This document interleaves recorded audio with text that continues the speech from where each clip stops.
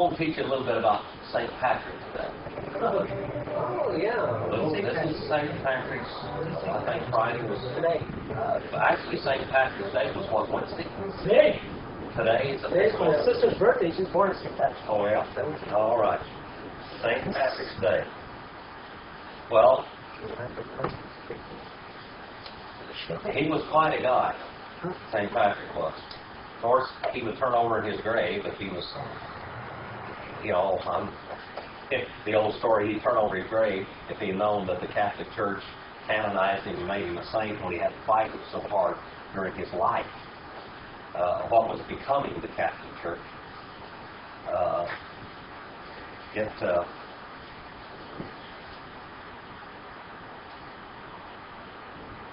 It's really uncanny how the history has been rewritten. And Brother Ken couldn't be here today, had to go do something. And he takes church history out of Cal State. Well, not church history, but religious history.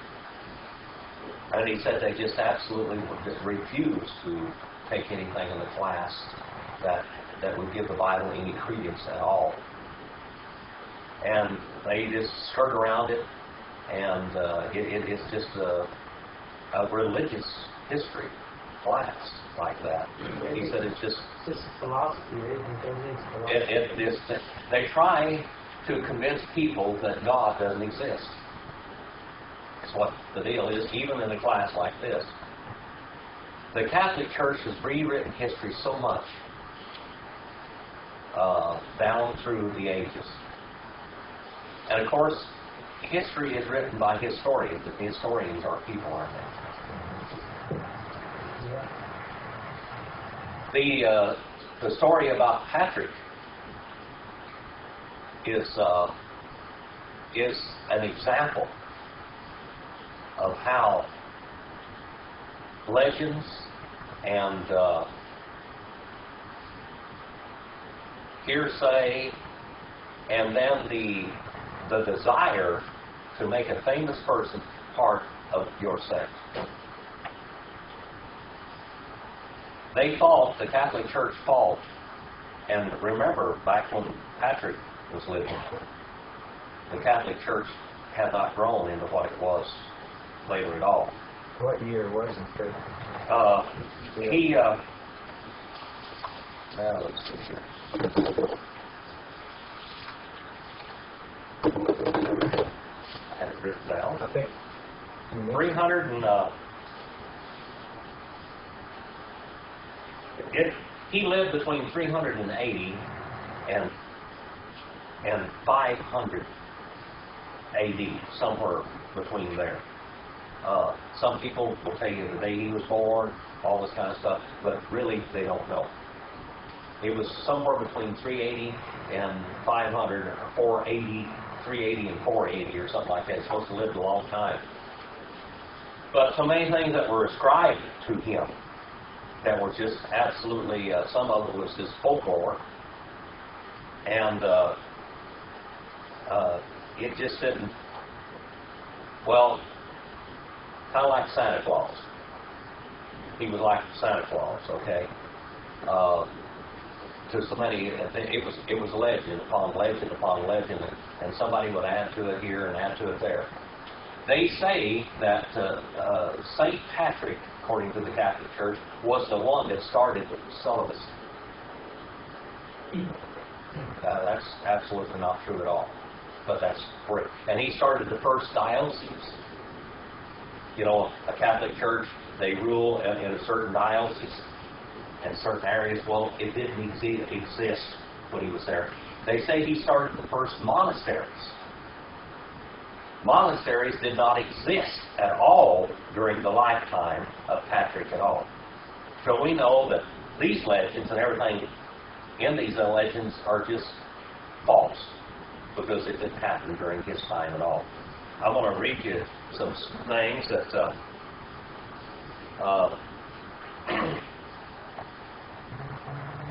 it says the year of St. Patrick's birth is variously assigned to the years 377 to 387. All right, A.D. And he could have died as late as 493 A.D. So he would have been over 100 years old if he had done that. But could or could not be. Okay, it may or may not have happened. They say he lived to be very old. The Irish are. See, my wife's got green on today. She's Irish. Irish, yes. She has Irish heritage. The Irish, we saw this last week that they had parades celebrating St. Patrick's Day because he is the patron saint, so-called, of Ireland. Now, how many of you remember where did Patrick come from? He came from England. He came from England. What was his father?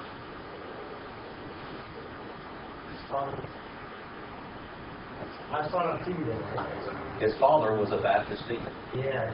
His father was a deacon in Baptist church. Now, if you study church history, you're going to find out that almost all of the early English churches were Baptist. They go back to where Pudens and Claudia came to Rome and listened to Paul's preaching. Some church history say that Paul even went to the British Isles and preached there. He could have, maybe not. But there were churches founded in Wales. There was a Welsh emperor, and I can't think of his name right now, that was actually the first emperor during the lifetime of the apostles, remember. That he was converted, and his own empire, he propagated Christianity to it. He didn't declare it to be a church state. I want you to understand that. There was no such thing as a church state at this time. But he said the religion of his state was Christianity, and that's what he was. And he taught that. You know, I mean, it was evangelized throughout the Welsh Empire. And if you'll really study church history, you'll find that many of the Welsh people, all of the early Welsh people, were Baptists by practice and faith. And we're going to talk a little bit about that. What typifies, what makes a Baptist a Baptist? Okay. And we're going to study that just a little bit this morning. But during this period of time, when Patrick lived in Britain, he was captured by Irish pirates. You know, Irish have always been pretty wild people. My wife, when she gets to the little artery, I tell her, I said, "That's those Irish horns coming out." And I tease her about that. But they are, they really, I watched the thing on television the other day on the History Channel or something about Ireland and the different things about Ireland. And it's a rough and rugged country. They've always fought hard against the British Empire. And even to this very day, they want to be independent people. And during this period of time, Ireland was raiding ships and the shores of Britain. And they captured as a slave a young boy named, supposedly his name was changed to Patrick later. They captured this young boy, and he was a prisoner and a slave in Ireland for something like 10 years. He escaped and went back to Britain. And he went back to his father's home and he, the preaching of the gospel there. And he started remembering all the heathen acts of the people of Ireland. Now, if you go back far enough in antiquity, you will find that the early Europeans were cannibals and headhunters. What's a druid? Yeah, it goes back. It's the Druids. Some people say that society became the Masons later on. I don't know. Some of it, the history there is very close together.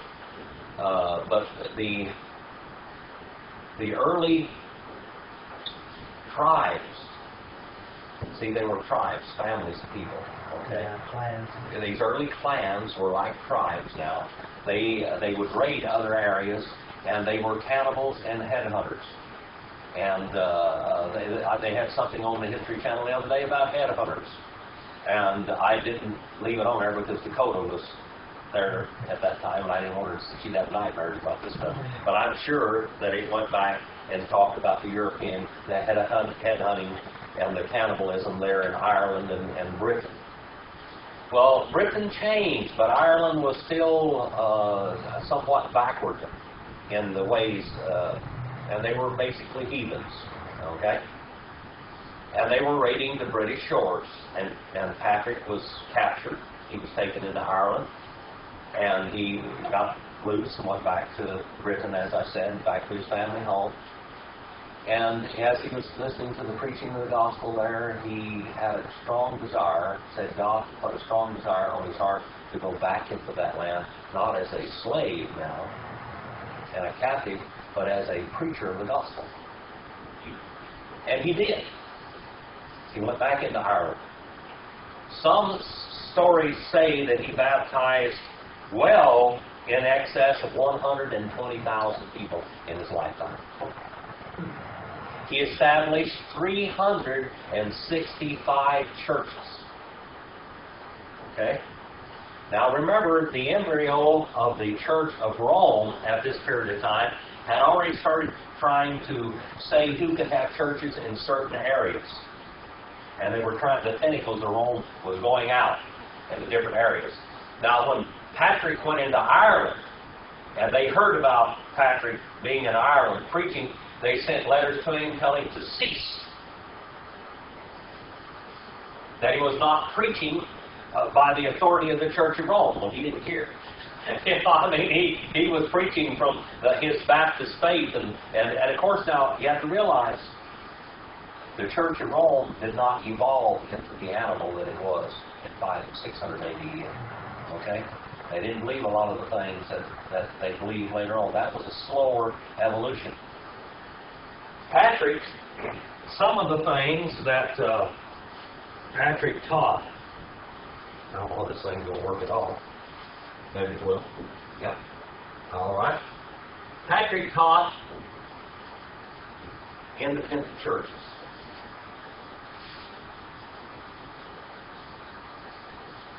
Independent church government. Okay? The polity that he taught of a church was a democracy. Each church had its own pastor. It ordained its own deacons.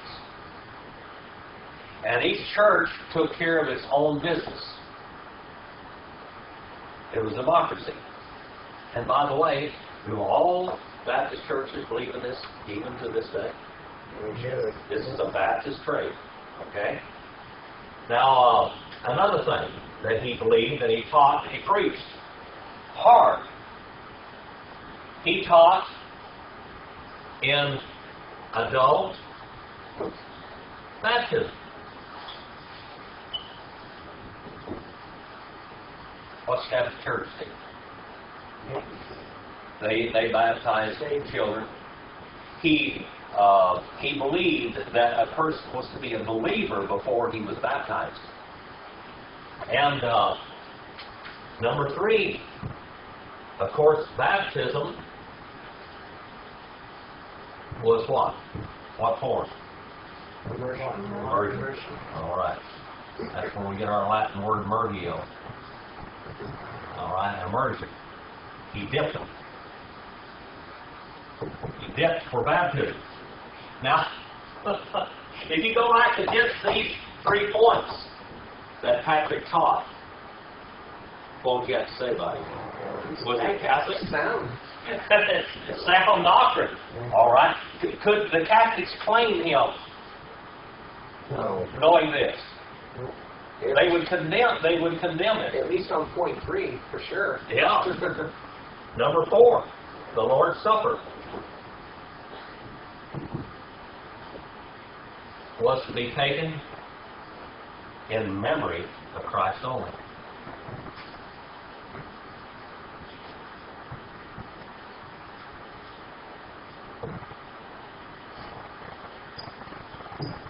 Each church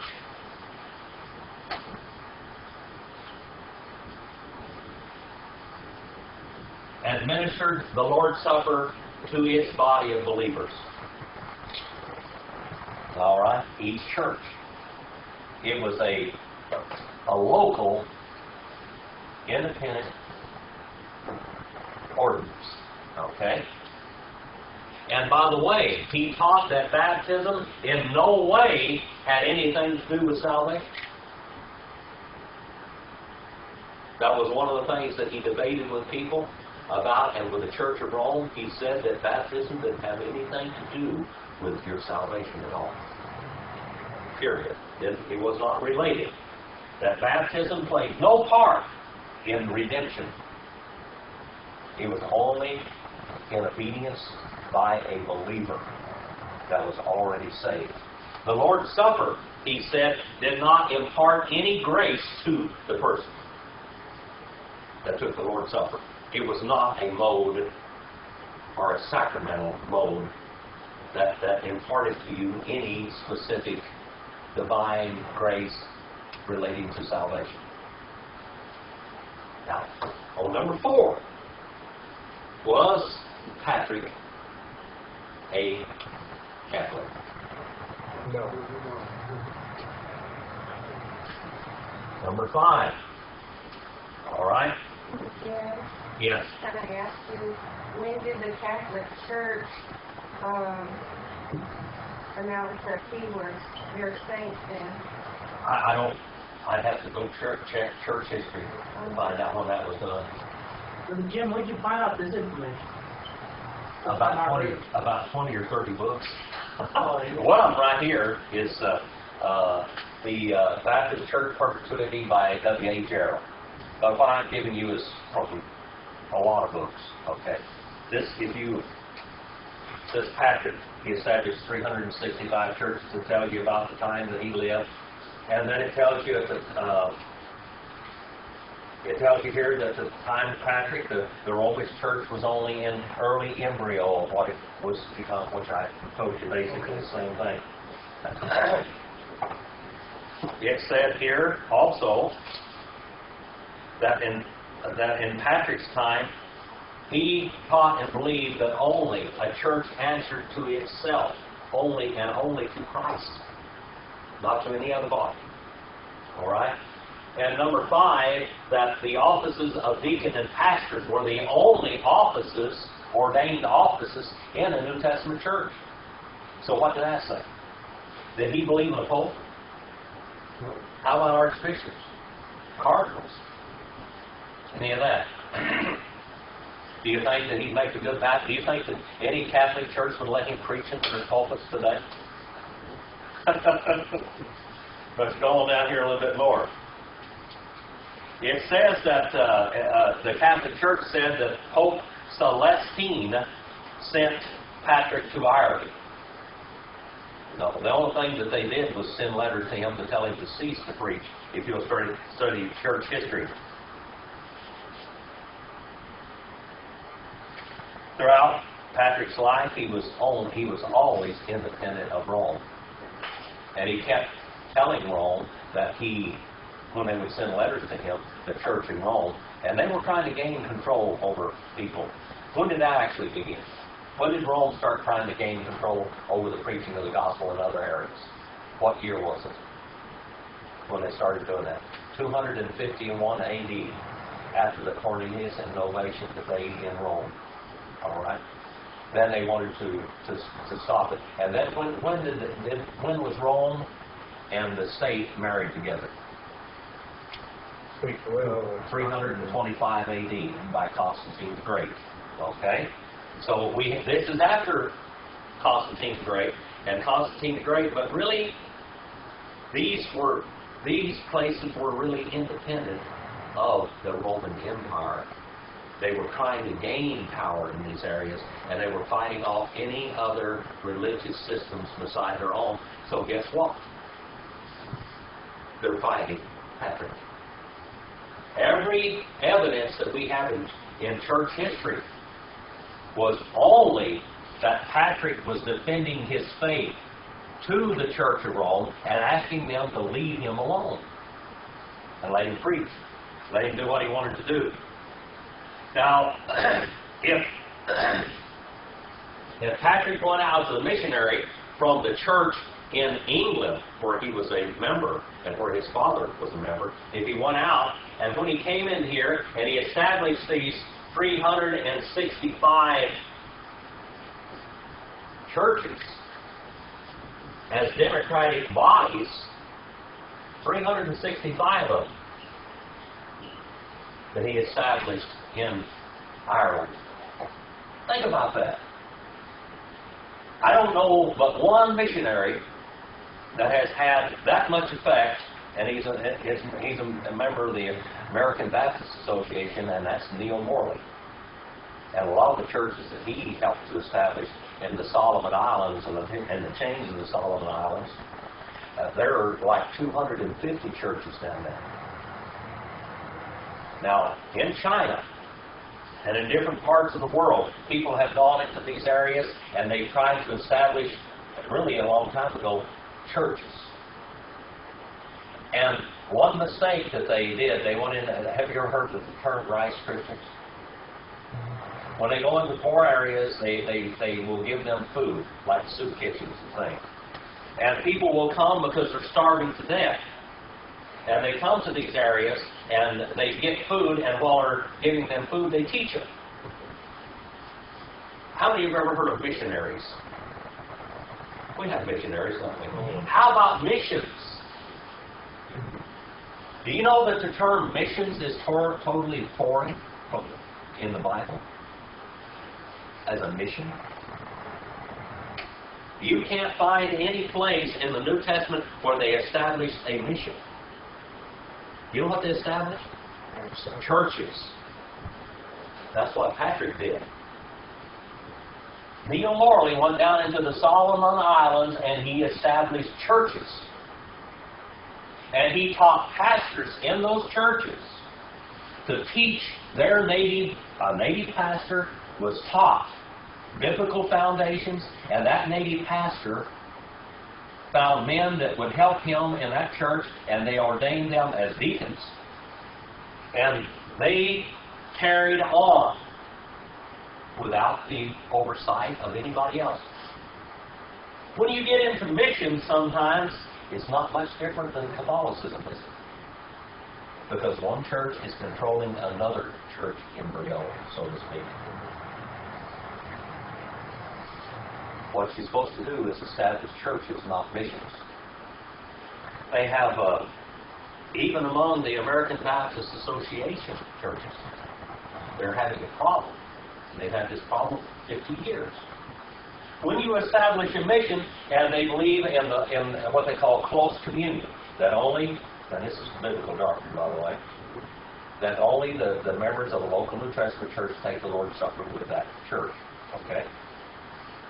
Well, they got a problem with this when you establish missions. If the mission's still a member of the church, how's that mission going to take the Lord's Supper over there? Or do they have to come back to the church all together when they take the Lord's Supper? Well, they got a problem with it. Because you're only a false biblical foundation. When you go off someplace where you're not supposed to be, even though it might be what we consider real good policy. If you want to get back to good policy, you better go back to the Scriptures, because that's the firm foundation that you stand on. Going back in here to Neil Morley, I use him as an example. He's a great, great man of God. And he went in there and he established all of these churches. They've had civil war. How many of you heard all the civil war they've had in the Solomon Islands in the last few years? It's a mess. They lost some churches. One of the things they did in there, in the Solomon Islands, is they took all the rights of the common people to carry firearms, protect themselves. People the outlaws would go into the churchyards when the church was having service and steal every car, every vehicle, every donkey or goat they had there and just take them off. Because nobody could stop them physically. There was no force to stop the outlaws. Okay? You got a problem. Okay? But those churches withstood it. You know what? Because they didn't depend on any outside preacher, any outside help at all. I mean, somebody can donate money to go when they have got a storm there, or when these outlaws come in and burn the church house down, they can put a certain amount of funds toward that and help that church, okay, and help build the church building back up or whatever. But that church is independent still in there. If they run the missionaries out of the country like they did in China, when they run the missionaries out of the country in China, they hadn't really established any people to teach the people in their own language and in their only indigenous people to preach to them. And it was a great mistake they had made. In this period of time in Ireland now, what's Patrick doing? Same thing that Bill Morley did. Same thing that Bill Morley did. He goes in there and every one of these 365 churches, if that's a correct number, we don't know, but that's what some of the history says, and he ordains people to the offices of pastors and deacons. And each pastor is called by that church, and each church picks out a person that God has called, like Fernando. Said, well, I think I'm called to preach. And he tells his local congregation this, where he is in Ireland. He said, I want to preach. I want to preach. And the church said, well, we need a pastor. Or we are growing so much that we need an extra pastor, an assistant pastor. So they say, well, we're going to ordain Fernando to the office of pastor. So they ordain him. And another guy, Brother Norm, he said, well, I want to be a deacon. I want to serve in this community here, in this church, and I want to do this. And they said, well, we're going to set aside Norm as a deacon and Levine in the church. You can come in here and you're in trouble already. So they ordained 2 deacons and a pastor.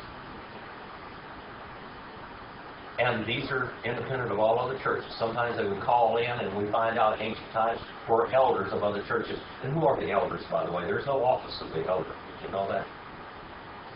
Supposed to be the preacher. Oh, the elders are pastors and deacons. That's who the elders are. Okay? Elders are pastors and deacons. And a lot of churches today try to say that elders is an ordained office that helps run the church. Of course, they believe in the Presbyterian form of government. All right? That's Socialist. The Presbyterian form of government, where the top officials in the church makes all the decisions for the church. But if the church is a democracy, who makes the decisions for the church? People. All the people in that church. Okay? So, these offices of pastors and deacons, we're studying about St. Patrick today. Mother Living. My sister's birthday. All right, that's what Fernando was saying. First of all, let's go down here to some of these things here and go back and review it again as we study about Patrick. These churches that he founded, these 365 churches, were independent churches. Independent of any other church that didn't answer to anybody else. And especially not to Rome. Okay? And he believed, number 2, in adult baptism. He only baptized adults. Now, the Church of Rome has begun to start infant baptism this time after 325 AD, hadn't they? And why did they do that? What was one of the purposes of that? That's a common. What? In salvation, like Baptist salvation, by from. Well, yeah, baptismal regeneration. But it, by the way, it was all immersion at that time still. But you what? Work before the church Well, to get them to be members. yeah, but how? But if the church is safe for one, if you wanted to be a citizen of the state, your citizen rights were also your baptismal rights. That's right. Now, all the way down to history as we find, if you have an old Bible with your baptismal record in it, is established as a legal document Yeah. of your birth and who you are. That was also the birth certificate when you were baptized back then and your citizenship papers. All right, because you were a member of the state. So if you became a citizen of the state, you became a citizen of the state when you were baptized into the church of the state, the church state. Did Patrick teach it? No, not according to all the records we have. He didn't do that. Adult baptism only. Then you had a whole bunch of little children that weren't citizens of the empire, didn't you? If you want to get control of everybody, later on the Catholic Church would do two other things that would extend their control over people's lives. And this was not practiced among these Irish churches. All right. One of them was the license to get married. That was started by the Catholic Church. The license to get married was started by them. Baptists followed that practice even until after they came to this country. Because if you can control a person's life when they're born by baptism, everybody that's born usually does what else?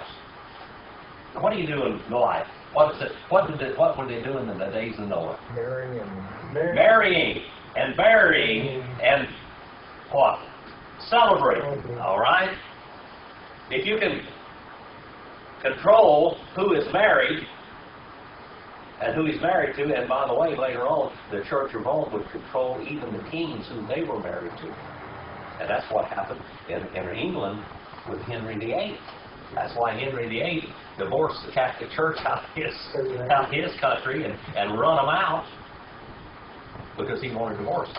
They were going to tell him he could marry and who he couldn't marry. So he became the Pope of England, basically. Burials.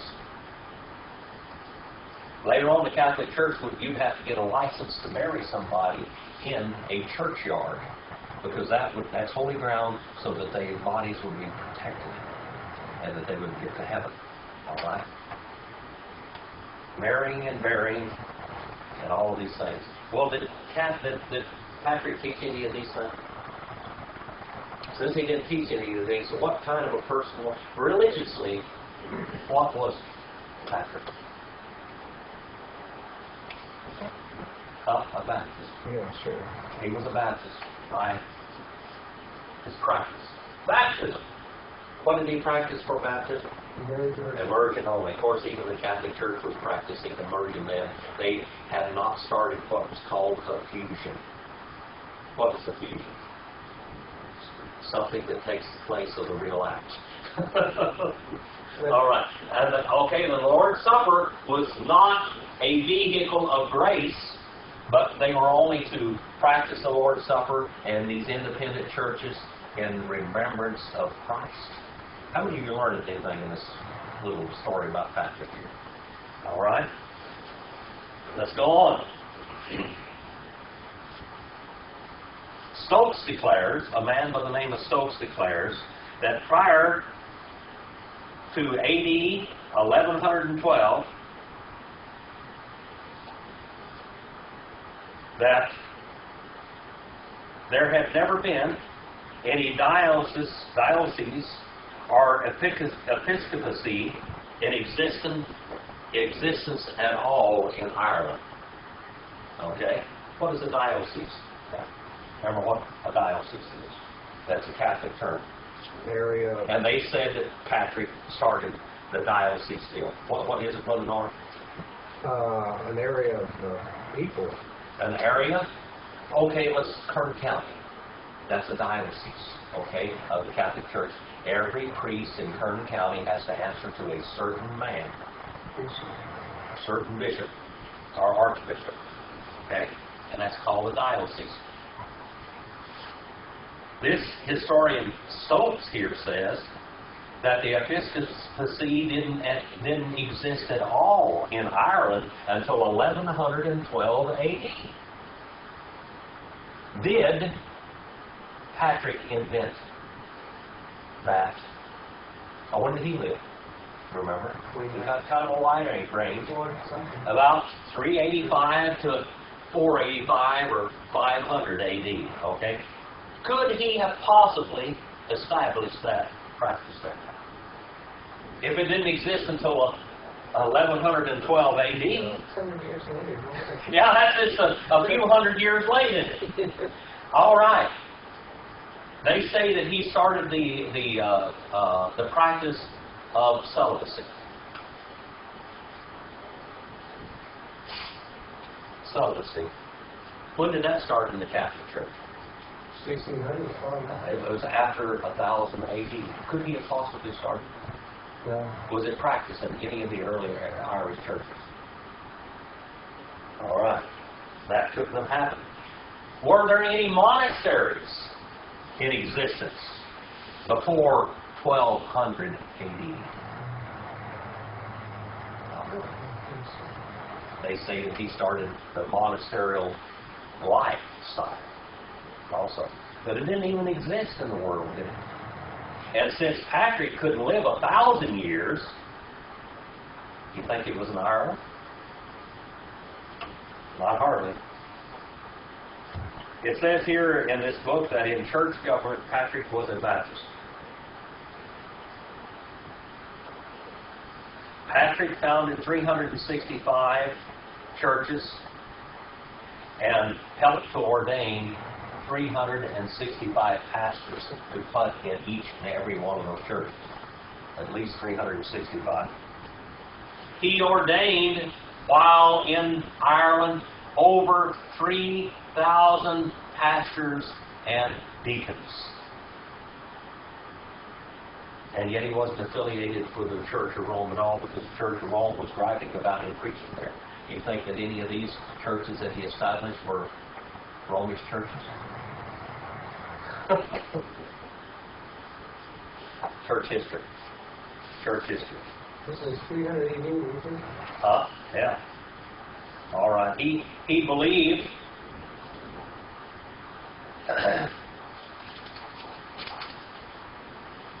let's see, going down here.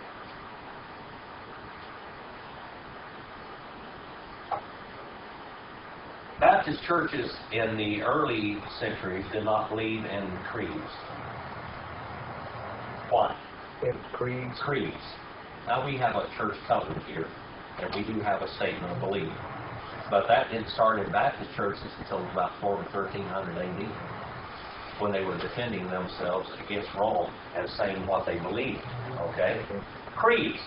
Now, when did the term creeds and all that begin in Catholicism? The Council of Nicaea, also in 325 A.D. They started saying what people could believe and what they couldn't believe. If you didn't believe what they believed, then you couldn't preach anywhere. You had to preach. All preaching had to be done by the authority of the Roman Empire, the Holy Roman Empire. Okay?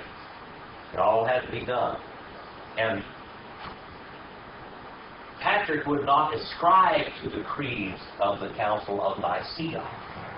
All right? He would not ascribe to it. He said, true independent Baptist churches don't have to answer to anybody. What we teach in our churches is totally dependent and independent of all others. The Holy Spirit is the... the Holy Spirit and the Word of God takes care of that. Amen. All right? Now, sometimes even our creeds aren't spiritual according to some of the early brethren, are they? We need to go back and think about some of these things that we practice today. You know, I think back as you're talking the old form churches back in, what I call the old country. Mm-hmm. Just one-room churches, they run the show themselves. There's no dependence on anybody else. Yeah. Each church is independent. And God made us free will individuals, and Yeah. that's why He trusted us to run our own show. Yeah. We answer to Christ. Amen. A church answers to Christ only. A church is an espoused bride of Christ. Did you know that? An espoused bride. And the Bible teaches us to be holy. As a church, an independent church body, it tells us to be holy and be chaste, like the virgin that each man wants to marry. All right? That's what, and really, back in the days when all of this was established, go back to the Bible days and when Christ was preaching and when John was preaching, a woman was expected to be celibate, so to speak, until she was married. If she was not a virgin when she was married, she couldn't marry anybody. Nobody would have her. And if she was not found to be a virgin when she was married, the man could divorce her and take her back to her father and say, "Keep her. I don't want her." All right. That's the term by which Christ identifies his churches. Okay? That's the term by which an espoused bride, a virgin. You hear about the 10 virgins, you know, the parable of the 10 virgins. All of this is talking about virgins. And what is it talking about? Spiritually speaking. His churches are supposed to be not, well, Christ condemned. The Lord condemned Israel because they had lined up with false religion. When he called out Israel and they were supposed to worship in a certain way, supposed to go to the tabernacle and then to the temple later on. And some of them, like Jezebel says, come and go to church with us too. You can go to church over there, but just come with us too. Come and go to church with us. And of course, what was her church? Open lasciviousness. Just horrible acts in degradation of God and between human people, between individuals. Well, they could go to their church, but then they went and did this over here. When Balaam was trying to curse Israel, what did he tell the king that was trying to buy his curse? I can't curse him because God won't allow me. But I'll tell you what you do. You entice them to sin against God, and God will curse them against them. He sold his advice to that rat. And what was it? She was no longer a chaste virgin, was she? And what did God do with Israel? In finality, He divorced her. She's done. I mean, is Israel ministering in God's kingdom today as his espoused bride? No. She was replaced.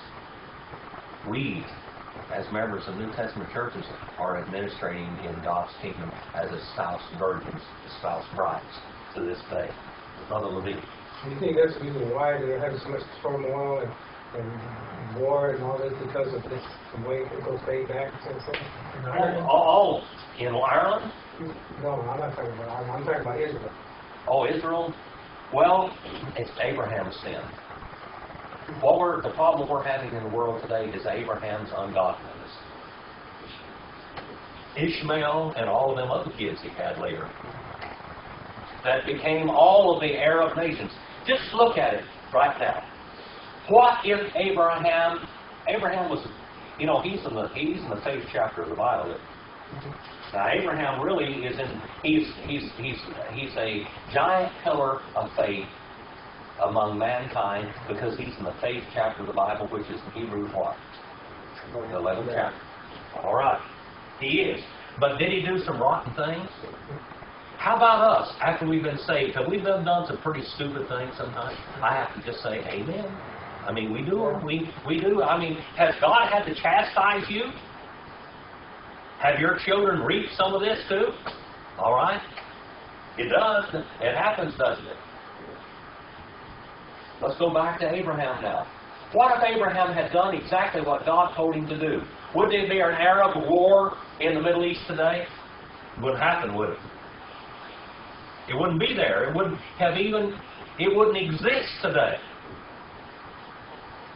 Now God prophesied that it would happen even before Abraham was born.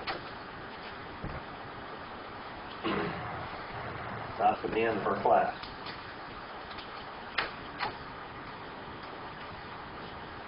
Obedience. We need to be obedient. We need to be obedient primarily for God's sake, so that we will be what He wants us to be. Secondarily, because it's just common sense. Look at all the grief that the descendants of Abraham have reaped because of his sin.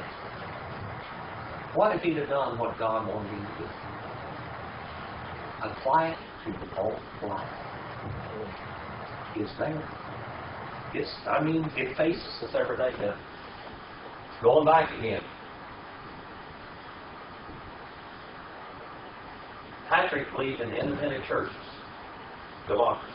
Number 2, adult baptism. Number 3, that baptism was by dipping and that it had no relationship at all to a vehicle of grace to save you. Number 4, the Lord's Supper was, again, no vehicle of grace and you did it only in memory of Christ. And number 5, He ordained in every churches pastors and deacons independent of all other churches. Was he a missionary? Was he? Yeah. He was. He's a missionary that established churches. That is, some people say he was an old-time missionary Baptist. What he was. In practice, was it? In practice. His father, you said, was Baptist. Didn't you say? His father was a deacon in a Baptist church in England. All churches during this time in England were not aligned with the Church of Rome. Again. All right. Do you have any other Bible questions concerning any of this? Have you learned a little bit about Patrick today? Think we ought to stamp this one in iron? Well, you're thinking of everything is melded together. You're talking about St. Patrick and the Catholic Church and Constantine and the Order of the Chaldeans. They worship Baal. Mm-hmm. And I'm reading here, in Jeremiah, how the Jews fell back and they worshiped these false gods. Yes.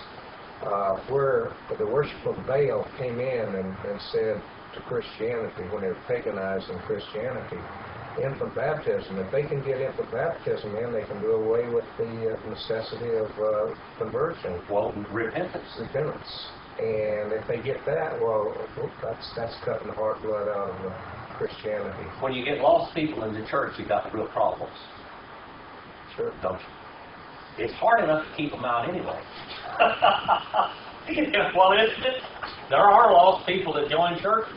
Infant baptism. But if you get people that are not converted at all in churches, you know why that there's so much trouble out there in Protestantism and Catholicism and all this? Because so much of the decisions that are made by lost people. Mm-hmm. And the leadership. Because the conversion was never there. Right. How many of you ever heard of a Catholic priest being converted and saved when he was 50 or 60 years old? They do. Yeah, they do. Yeah, they had a friend of mine over in Taft over there. She told me that she's going to a Catholic church over there, but her pastor was saved 5 years ago, and he left the mainstream of Catholicism. But he's still a Catholic. But he left the mainstream, but he was really converted. There's another one over here in Alldale someplace. People, you hear about them, they say, our pastor is actually born again. Our priest is born again. Well, if this is an exception to the rule now, what's running the place? Lost people. lost people. Brother Levine. You know, I was watching a debate the other day on TV on these special channels like the, channel 46, 48, 53. That's why they show all the turmoil in the world. And the deal with Catholicism came up because remember this name. He was I think he's a bishop. He committed some crime, and it's been over 20. And he's a bishop. And they're trying to kick him out, but they couldn't kick him out because he had sex with one of the boys. Oh, you're talking about in Boston? The diocese of Boston, George Gagan? Yeah, he's an old bishop guy. Okay, I think they can't punish him because it's over so many years already. Yeah, the statute of limitations. Yeah. But too, there was another guy debating with him. He said the problem they're having, because now they're talking about the way they can solve that problem is by putting women as bishops, or ordaining women. And then the other guy said, no, there's no way he's going to do any good. And he said that 60% of Molestations are done by the priests. Yeah. Is they can't keep their pants up. That's what he Well, told us. there's a problem. There's a false foundation which is founded upon, which is celibacy. Yeah. Men and women were designed to desire one But they were another. talking about getting rid of the celibacy. And Yeah, but that's the problem right there. Yeah. You know, it'd be a whole lot better if they just repent. And he said that the 60% they're child molesters, and that's it. Yeah. You just you almost all of your homosexuality in the world today is a lot of it is what we call they prey on children. They get the altar boys mostly. That's what Pedophiles. He said the word pedophile and another word, I forget, because they were debating about that word, but pedophile and another word, I forget, something like But that. what is the problem? Sin? What is the problem? They have perverted the way of life of their priests. Okay? This is not something. What did Paul tell churches to do? Don't let anyone ever tell you to forbid you from marriage. So when you go in direct violation of God's law, I don't care who it is. Well, I don't care how powerful the ecclesiastical vehicle in the world is. When you go directly against the Word of God, you have problems. Remember I told you that the churches in the American Baptist Association, which was one of the most orthodox groups in America, Baptist groups in America, they have problems over establishing missions. Why? Because of the Lord's Supper problem. Missions should not be established. Churches should be established. And they say, well, when a church is established, people don't want to support a small church. They'll support a mission, but they won't support a church. Then what needs to be done? Education. Should you bend your practices to go with the flow of the times? Or should you go according to the Word of God? All right. Another question I was going to ask. Like you said, we're all independent, so in reality, we don't have, people don't even attend about what they call, you have to have associations, conventions. That really, in reality, that shouldn't even be. Well, there's a scriptural practice of associated churches associating with each other. We have that in the Bible. Churches associate with each other for the one simple purpose of what? Ordaining people. Pray. Elders come from different churches when they lay hands on somebody when they're ordained. And churches associate together so they can send out missionaries. And they can support fledgling churches instead of, really, it should be fledgling churches instead of missions. But there we have it. Almost every Baptist group in this world is guilty of some absolute straight violation of God's Word and the practices that they practice in these churches. Almost every one. I don't know of a group that you can say is perfect.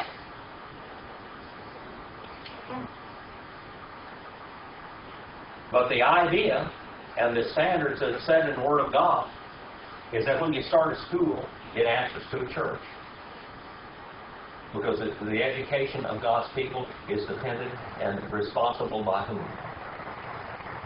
Churches. Who's the administrator in God's kingdom today? Churches.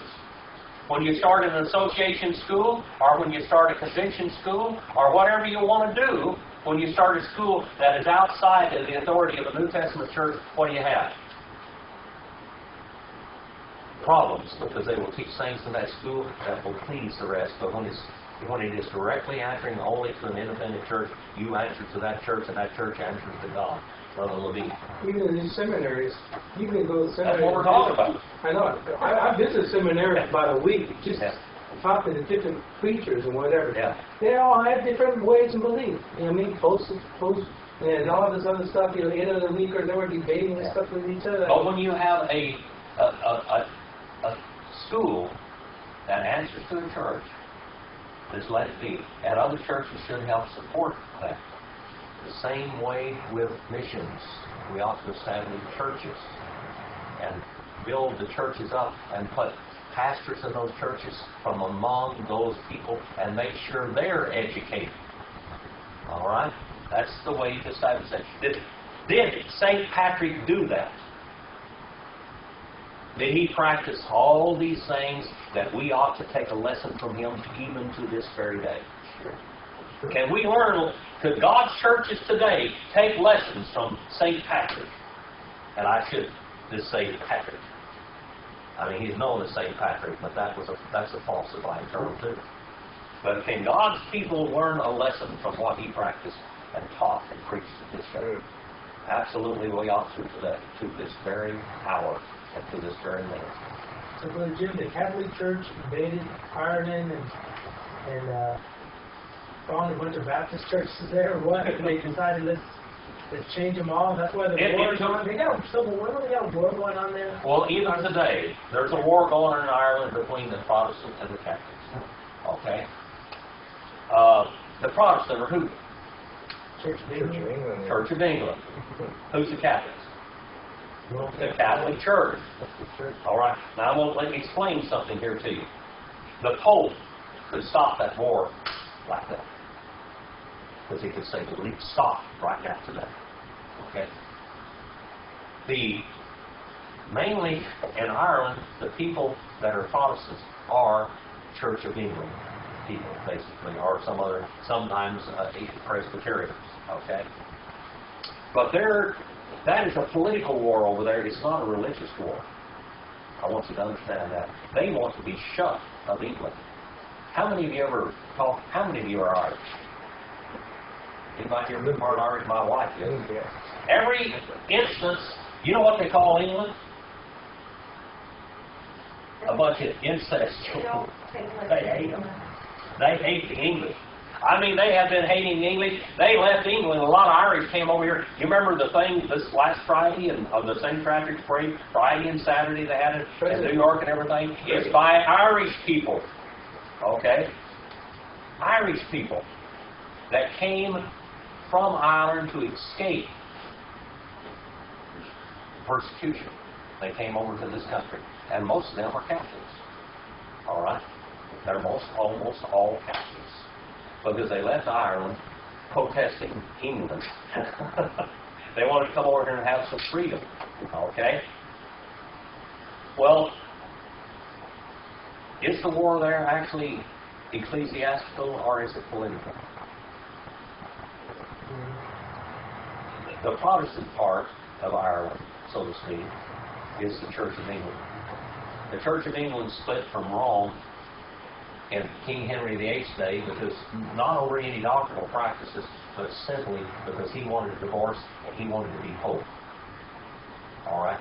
And there was wars in England between Protestants and Catholics. Bloody Mary, that was the King Henry VIII's daughter that came to the throne that wanted to kill all the Protestants. I mean, she was going to kick all the Protestants out and only the Catholics, and it failed. Well, we had Phillips II that tried to come against England with the Spanish Armada, and that was basically wiped out in 1588. Okay? And then, from that time on, England started ruling the seas and establishing Protestant colonies in different places that answered back to her. I'm going to turn you loose. Let's have a word of prayer. Tony, would you dismiss us in prayer, please? Heavenly Father, we thank you for this day, this time, all we've learned today, Father, and I pray, Father, that you go with us throughout the week. Keep us safe, and be with all the prayer requests that we have today, and thank you for all. In Jesus' name we pray. Amen.